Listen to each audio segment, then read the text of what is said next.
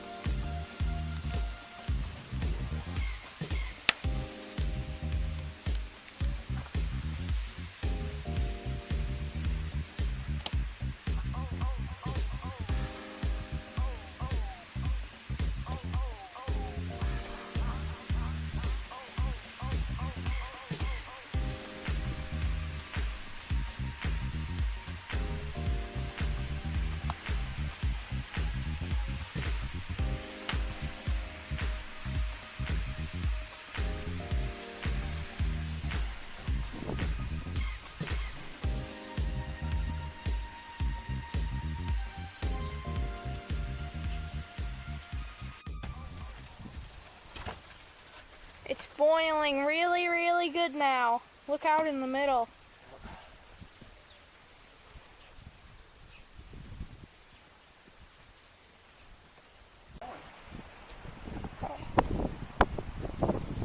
Right now, we're splitting firewood to put in the maple syrup pan and underneath it to burn.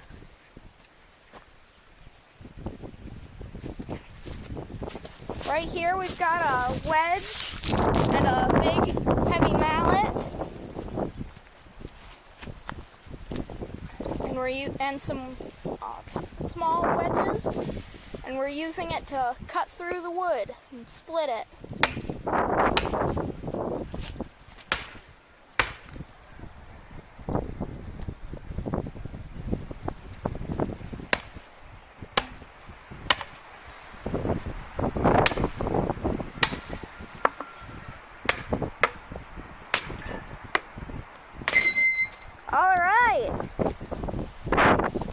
That's how we do it.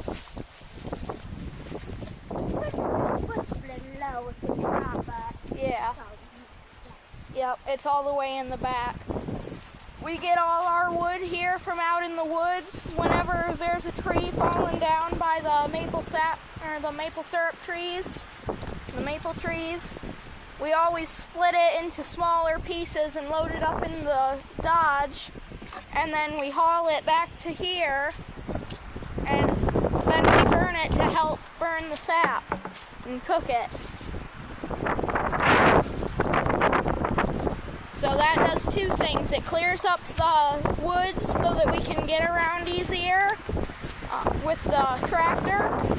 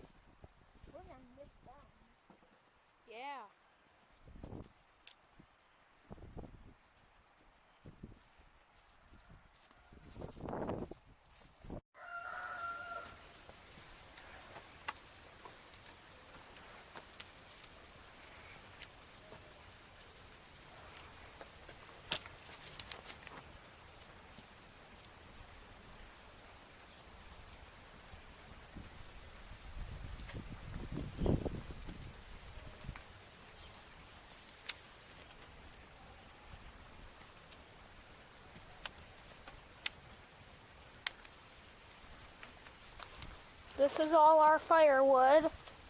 We split this yesterday, and this is what we burn to keep the fire going to cook it up.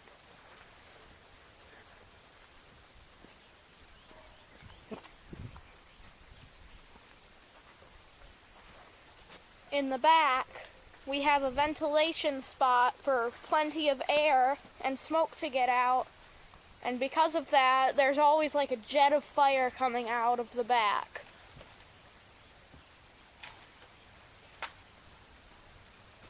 That's why it's so black.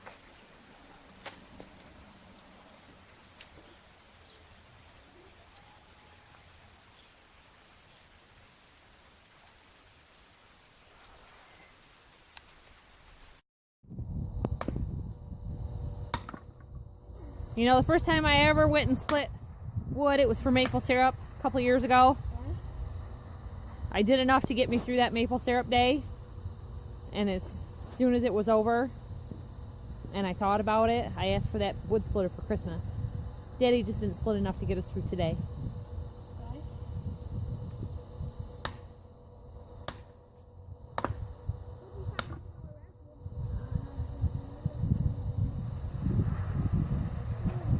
This is ash wood.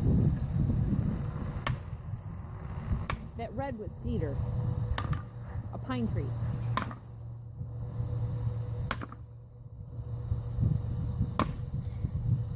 It's heavy, isn't it? Yeah. It's a sucker. You're doing a good job. Keep at it.